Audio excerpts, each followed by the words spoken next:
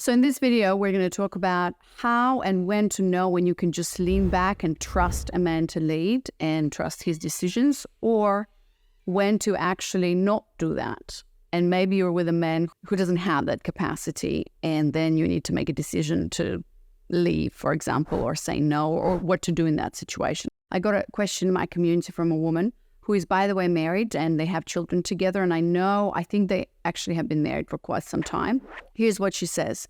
How do you just trust and let the man lead when you know your approach or your decision is superior, better informed? How do I know he's not a low-quality man and it's me who needs to learn to trust, lean back, and receive? So this is a very loaded question. It's a great question, but it's very loaded and it's very layered as well. So, if we were coaching together, I would ask this woman a lot of different questions because this question is very general and very vague. What I know is that she's married and she's got children. And I also know, because I talked to her on one of our calls, by the way, if you are a high-income, single, successful woman that has trouble in dating and has challenges with attracting great quality, committed masculine men, I invite you to join our community. It's free. It's called The Claimed Lounge. The link is going to be in the description of this video, or simply go to claim.com/lounge. And know that we are curating a high-quality community. So if you are that woman, please apply and let's get into our community and let's talk and get you to where you want to go, which is attracting great men. Because these types of women, high-income, successful single women, have a unique set of challenges that other women simply don't have. Most of the women I work with are single, but sometimes we do get women in who join my program Claimed who are in a relationship. All of these women basically want to learn how to let go of control and how to get out of their masculine energy, out of their head, into their body, into their feminine energy, and let men lead. The journey for all of the women who I work with, whether you're single or in a relationship, is the same. The path and the journey to getting there is the same. However, if you are in a relationship or you're married, I always tell my clients that it's not just you. You are working on this, but you are in a dynamic in a relationship with somebody else. Perhaps a husband who you have been one way, controlling, leading, taking care of everything, paying the bills, making the money, which I know this woman is, for maybe 5, 10, 20 years.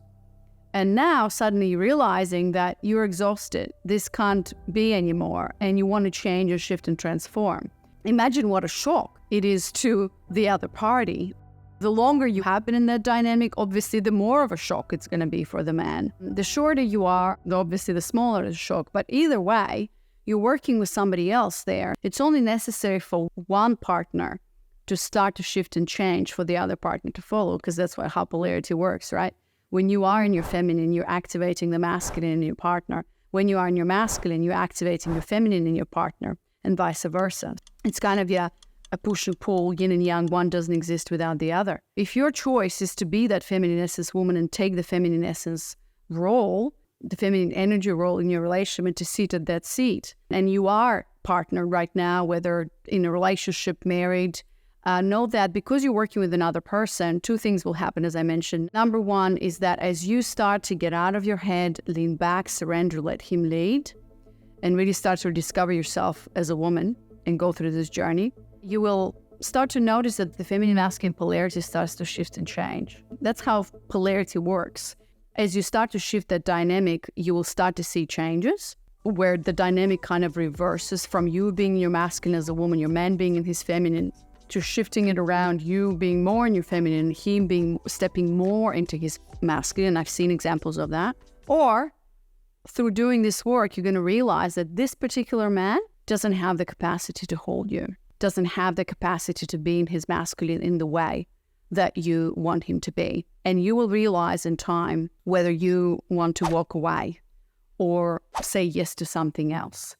And I never want to advise, and it's not my place as a coach, for example, to advise you to leave your marriage. This is your decision, and it's a very hard decision. I'm actually against that. Leaving marriages and breaking marriages, that's not, especially when children are involved, I would never wish that to happen for anyone. But sometimes through this journey, and you got to give this time, it happens. And a woman comes to that decision. This is just preemptively talking about that, right? And it's a process and it takes time. It doesn't happen in a day. Now, coming back to this woman's question, I'm going to start answering her question by She says, how do you just trust and let the men lead when you know your approach, your decision is superior, better informed? Just trusting doesn't work. You cannot force yourself to just trust someone who you have not trusted for 5, 10, 20 years, okay? It just doesn't work and doesn't happen. Nobody can make you trust. You can start to trust slowly. It's a process of inner transformation, and it's a process of starting to lean back, and most importantly, actually starting to work on deeper beliefs that you hold in your body about men, about relationships, about women, about love, and about yourself. A lot of the times when women get into these, they find themselves in these situations where it's like an awakening moment. And I know for this woman it is. And I really feel for women when it is an awakening moment like that, where it's like, oh my God, for 20 years, I've raised children. I think this woman actually has 4. I've raised children. I took care of everything and everyone, including my husband. I've parented him for so many years. I've paid the bills and everything, and I'm exhausted. And it's an awakening moment where I can't do this anymore. Of course, you can't just trust. You can't just reverse the whole dynamic in a day, right? How you start to trust and lean back is a process. And the process starts with you. So I'm a feminine embodiment coach, and most women who join my program or want to work with me is because of that feminine embodiment element that is missing. And a lot of the stuff out there, a lot of the stuff about be more feminine, do this and do that is very heady. So, a lot of women learn how to be feminine or whatever by trying to understand it and just trust or say this. It doesn't work because your body keeps the score, and your body still keeps all of those, maybe even traumas, all of those limiting beliefs, and all of those years of resentment and exhaustion that you had to carry through as a woman. It doesn't change just by telling yourself, I'm feminine, lean back, here's what to say, blah, blah. So the first step that I do when I work with women is to actually start doing their embodiment practice, which means that starting to get out of your head and starting to feel, starting to sensitize the body and to really notice, what am I feeling? Where am I feeling it? How do I move through that? How do I welcome that?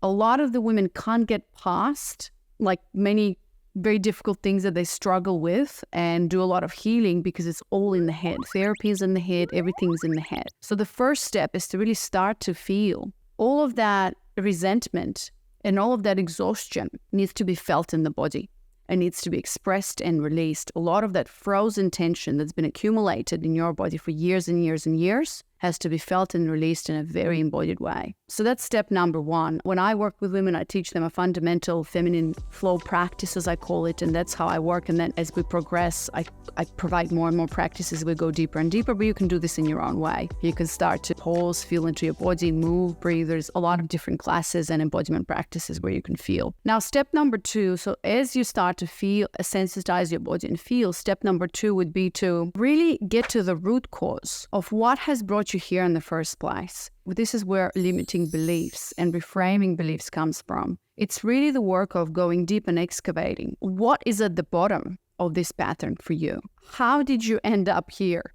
And this is without any blame. It's all about taking radical responsibility and really starting to excavate and look at the different layers of, starting with generational beliefs in your family, in your mother line, in your father line about, they're not even yours, by the way. What have you been passed on? Let's say the pattern of your mother attracting these men where they had to take care of everything, or in your father line or whatever. And then you look at, beliefs. How did you grow up from 0 to 7? What are beliefs what did you see in your mom? What did you see in your dad? Did your mom do the same thing? And have you just kind of absorbed it as normal, right? Where did you learn about love? Have you seen healthy role models where a woman is in her feminine, is in her power? A lot of women have limiting beliefs. They think that femininity is weak and they don't want to be a weak woman, which is a misconception. And then starting to examine, what is the environment that you grew in? What did you pick up?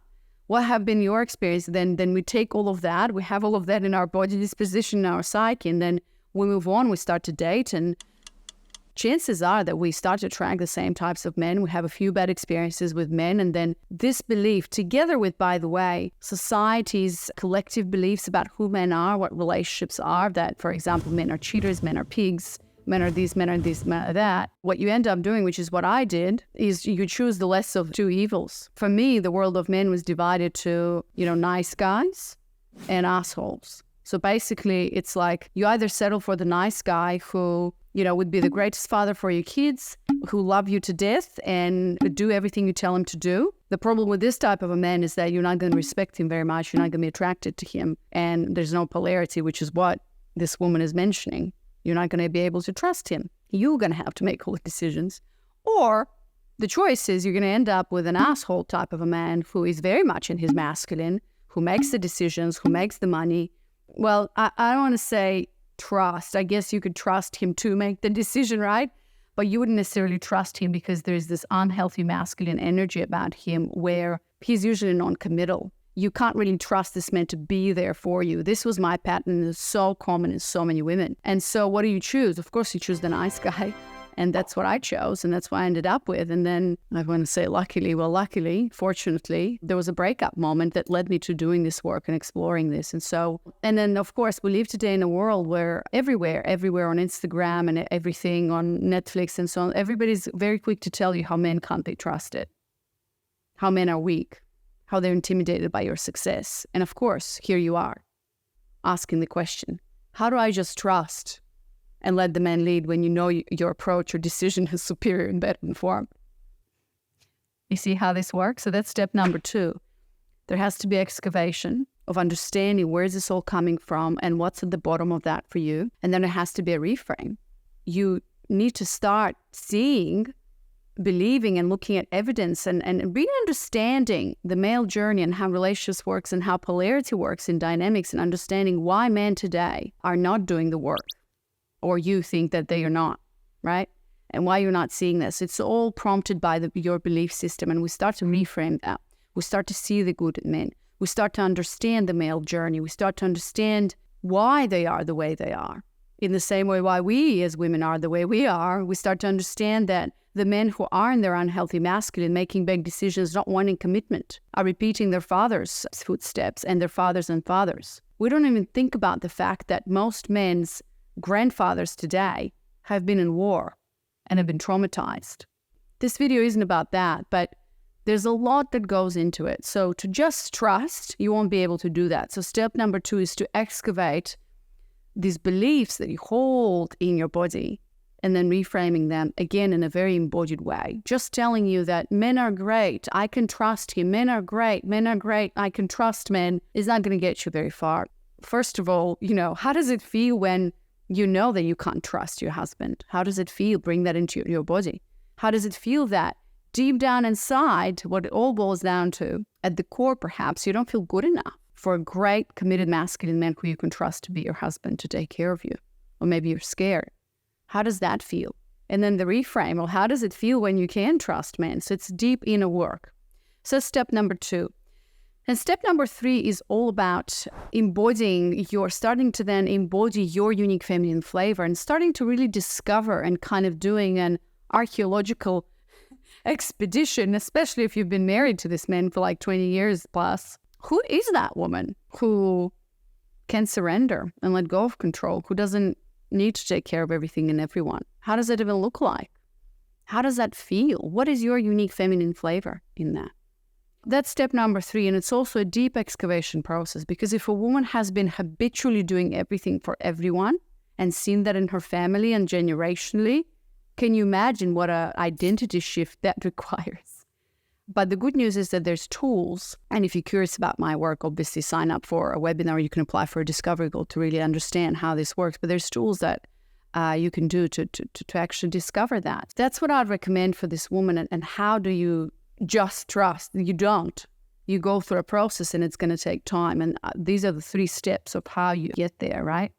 As you start to lean back, you start to slowly let go. You start to slowly delegate. You start to, first of all, putting yourself first, because you all your life have been putting everybody else first, right? You start to say no when you actually mean no. You start to say yes when you actually mean yes. You start to set boundaries and say, I'm not available for that. Would you be able to pick up the kids? Would you be able to pay the bills? Would you be able to take care of the taxes and finances or whatever you need to get off your plate because you're not available for that anymore? And see how your man reacts. And of course, there is a way to communicate this based on feelings, not based on blame and so on and so forth. And so the more you start to do your work, and by the way, everything that I mentioned here, the 3 steps, they're all about you. They're not about the man. You can't change someone else. You can simply start to do your own work and invite them to go there with you. And in that process of leaning back and starting to delegate, starting to communicate, starting to get to know yourself as a woman and your body starting to feel, a lot of the times what happens is that the man will also start to awaken in that sense. The good news here is that, most women are feminine essence women. Most men are masculine essence men, actually. When this woman asked, how do I know he's not a low quality man? I don't necessarily think that it's about a low quality man. It's really, he has been playing in that feminine energy for a very long time because you have been playing in your masculine energy, or vice versa. You've been playing in your masculine energy because he's been playing in his feminine energy. And then, of course, we have to think about, it's a very useful exercise to look at him through the eyes of empathy and understand, where is this coming from? Chances are that he, like you, there's a lot of excavation that we can do with him, but we can get curious and start to ask questions. Because chances are that man grew up in a household where his mother was doing all the work. That's what he knows. That's what he learns. A lot of men today are afraid of their masculine, especially with all the messages out there, right? They're afraid to ask a woman for her number. They're afraid to ask her on a date. They're afraid of rejection. They're afraid of actually stepping into their masculinity. And if you've been married to a man like that for 20 years, that's what he's used to, right? If he can sit on the couch and do nothing, and he will. But as a woman, you set the standard. And so it's a matter of boundaries and communication, right? The more you do this work, I truly believe, and I know this about men, most men are masculine essence men. And a lot of the times is that they just don't know it themselves. They haven't had the opportunity to be that. I know this. Have you thought about why one man with you doesn't want to commit or is very much in his feminine, but the next girl he meets, he's very much in his masculine, he's making all the decisions, earning the money and stuff like that? Well, that's because different women activate a different energy around a guy. That's how, by you being in your feminine, you can be attracting masculine men and letting them lead. When you start to do that process, chances are that he will be stepping up. But again, he's also in his own process. Imagine for 20 years you've done all the work and now you're like, all right, you're making all the decisions, you're making all the money. Like, it's not fair to him either. In this dynamic, this is going to require time, but I can promise you, if you do the work, you'll start to see him stepping up. If you communicate to him, it makes me feel so safe when I can trust for you to make the decisions. And look, you're going to have to make mistakes. I always give examples in my program. Men learn through failure and through lessons. And so if you asked him once to fix the pipes or the plumbing, he's not doing it. You've asked him twice. You've asked him 3 times, he's not doing it. Let it be.